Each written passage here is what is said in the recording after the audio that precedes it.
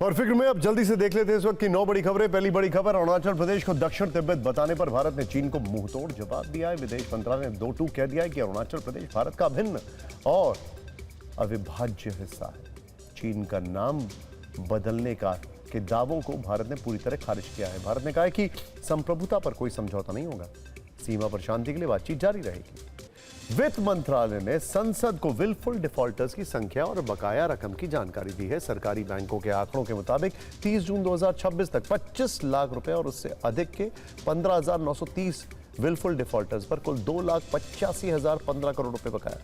Wilful defaulters का मतलब वैसे लोगों से जो जानबूझकर कर्ज नहीं चुकाते। सरकार ने 10 रुपए और 20 रुपए के एक अरब प्लास्टिक के नोट को मंजूरी दे दी। वित्त मंत्रालय ने राज्यसभा में लिखित जवाब में कहा है कि आरबीआई के सेंट्रल बोर्ड की सिफारिश पर यह फैसला लिया गया है। ट्रायल सफल होने के बाद दोनों नोट नियमित रूप से जारी किए जाएंगे। इन्हें कागज के नोटों के साथ ही सर्कुलेशन में लाया जाएगा। हेल्थ एंड फैमिली वेलफेयर पर संसद की स्टैंडिंग कमेटी ने सिफारिश की है कि अस्पताल का रूम रेंट आसपास के 3 स्टार होटल के औसत टैरिफ से ज्यादा न हो। इसे बेंचमार्क बनाया जाए। सर्जरी के लिए पैकेज रेंट तय करने, प्राइवेट अस्पतालों के ट्रीटमेंट कॉस्ट पर लगाम लगाने की भी सिफारिश की गई। एक सुझाव यह भी है कि मेडिकल डिवाइसेस, दवाओं पर लैंडिंग कॉस्ट और एमआरपी के बीच का अंतर 20% से ज्यादा न हो। सूत्रों के मुताबिक सरकार एफसीआरए बिल जेपीसी यानी संयुक्त संसदीय समिति के पास भेजने पर विचार कर रही है। सूत्र यह भी बता रहे हैं कि इस बिल पर विपक्ष में एक राय नहीं। कांग्रेस बिल को वापस लेने की मांग कर रही है। टीएमसी और बीजेडी जेपीसी के पक्ष में। डीएमके कह रही है कि इसे या तो वापस लिया जाए या फिर जेपीसी के पास भेजा जाए। महाराष्ट्र में एफडीए ने बड़ी कार्रवाई करते हुए 10 आयुर्वेदिक दवा कंपनियों के लाइसेंस रद्द कर दिए। 135 संस्थानों को कारण बताओ नोटिस जारी किया।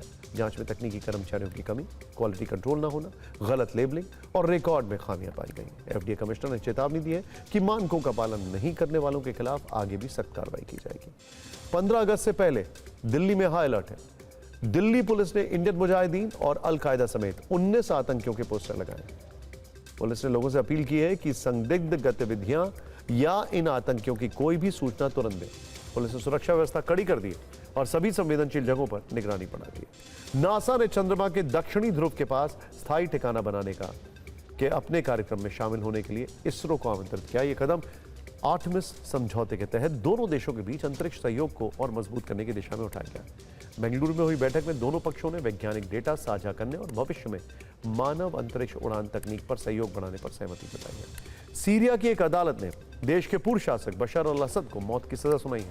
अदालत ने सिविल वॉर के दौरान युद्ध अपराधों और मानवता के खिलाफ दोषी ठहराते हुए असद को उनकी गैर मौजूदगी में मौत की सजा सुनाई।